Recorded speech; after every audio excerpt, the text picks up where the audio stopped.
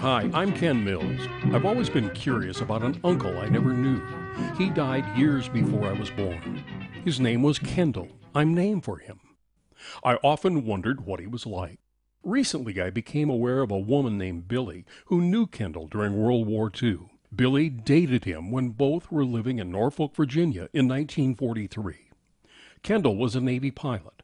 Billie was a telephone operator. These many years later, Billie was trying to contact members of Kendall's family. Maybe their relationship was more than a friendship. Maybe she pined for him. Billie and I exchanged emails. One day I decided to call her at her home in Texas. Hello? Well, yes. Hello, Billie? Hey, Ken, yes. Yeah, hi. I couldn't remember whether you were on Central Time or on what time you were. Well, and I looked at the clock and I thought, oh my gosh, he's not going to call us. Now I went in and checked the email and I thought, how come we were so dumb we didn't realize either one of us remembered that. Norfolk, Virginia back then was a hub of sailors, ships, planes, and thousands of young civilians doing wartime work. Billie was 19 and Kendall was 22. Billie describes the scene. It was a paradise for a young single woman like me, seeing all those beautiful blue uniforms. I'm sure that if I wanted to, I could have sold my job for a high price. It really was a single girl's paradise. It was there that I met Kenny LaCraft. He was different from anyone that I had ever dated because I never dated blondes, but he was tall, fun. I've never danced with anyone since that danced the way that he did.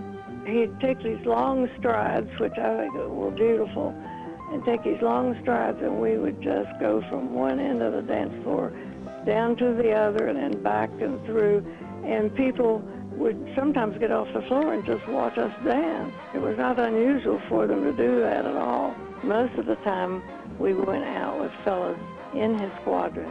Our favorite place was the Starlight Room at the Monticello Hotel. After dinner, we would probably leave. We would always go someplace else. Just remember, it was the middle of the woods, and it was on Sewell's Point Road in Norfolk. After the other places closed, that place would stay open until early morning, 4 or 5 o'clock in the morning. And we'd just dance all night. Kendall returned to Norfolk frequently from his war duty, and he and Billie enjoyed life together.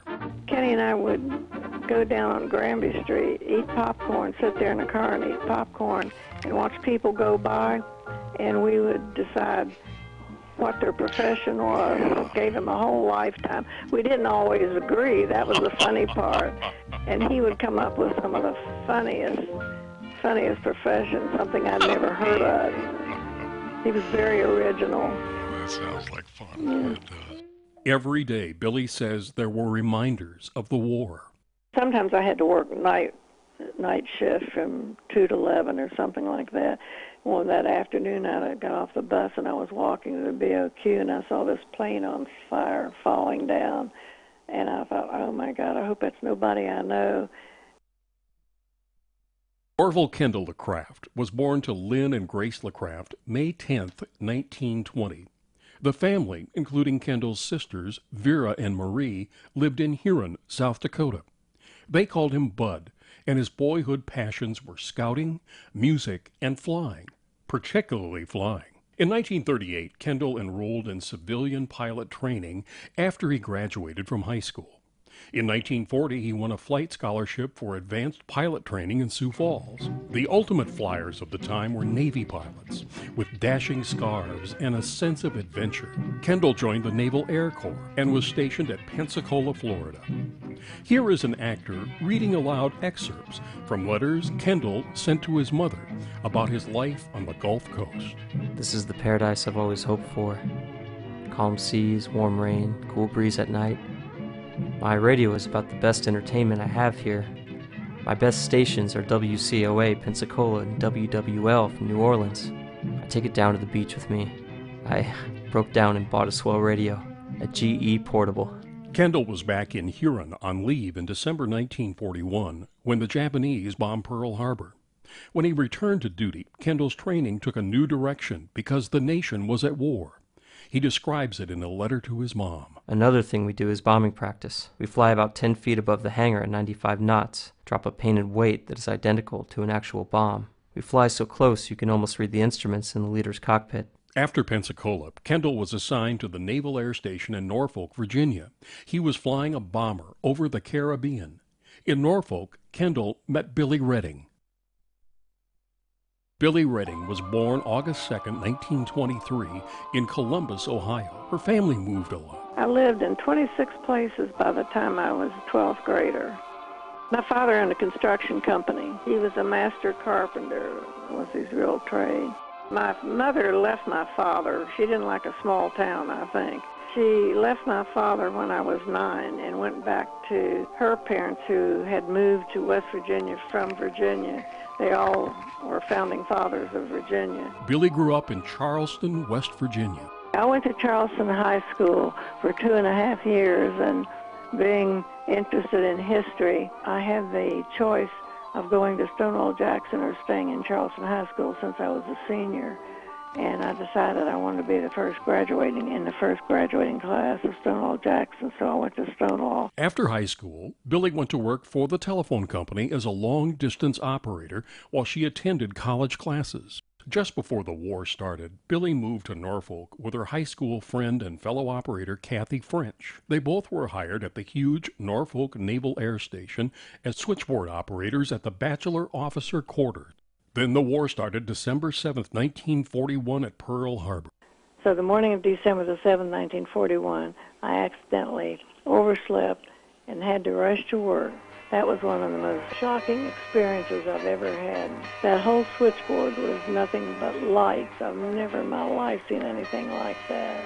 And everybody was calling to see, either tell the news, check on somebody, soldiers or all the military checking in to see where they were supposed to report or if they could still have some time. But it was quite a sight. I always said it looked like a room made into a Christmas tree. In the summer of 1943, Kendall and his crew were patrolling over the Caribbean, keeping watch for German submarines, powerful U-boats. Their job was to sink the U-boats and protect supply convoys on their way to Europe. He'd fly miles and miles over open water and look for U-boats on the surface. When they saw a U-boat, Kendall's plane would dive towards the sub. He'd fly just above the water, and the crew would drop a string of bombs, depth charges, to sink the sub before it escaped. Kendall couldn't say much about his work in letters to his mother. Nothing much going on here. I'm flying a heck of a lot, so I don't have time for much else. Information is restricted. Even the walls have ears. Looks like I'll be going out some night this week, but remember, there's nothing to worry about. Got me? But Kendall mentioned Billie to his mother. I concocted a name for my plane. It is Billie, after a lassie of the same name. Kendall brought Billie gifts from his adventures. He used to go down to San Juan, Puerto Rico a lot. And he'd go down and stay a week, or he would be sent down to Banana River in Florida, then eventually sent to Trinidad. But he would have those trips down, and he'd always get me perfume because they could get it down there, from England. In August of 1943, Kendall and his crew were based on Trinidad. His squad, VP-205, spent every day flying looking for submarines.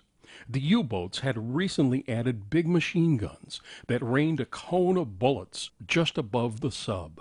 Kendall's mother had a terrible dream, and Kendall's letters took on a more urgent tone. Confidentially, I'm getting very tired of this part of the world. I'd give anything for a transfer at any place away from this area. It gets to me. Too many cadets are busting up under the pressure. My business is keeping me busy almost every night. I'm flying so much I don't have time for anything else.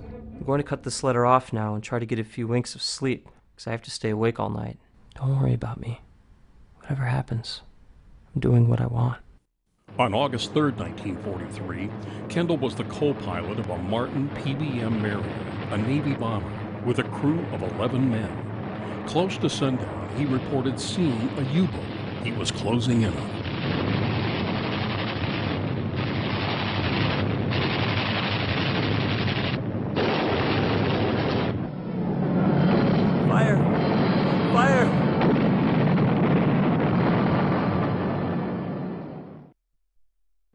A few days later, Billie got word that Kendall's plane was missing. When they said missing, I just thought gone. I never thought he would be found because, they would go out and hunt for them immediately. And if they weren't found immediately, very seldom would they be found. I know, of course, his mother kept hoping.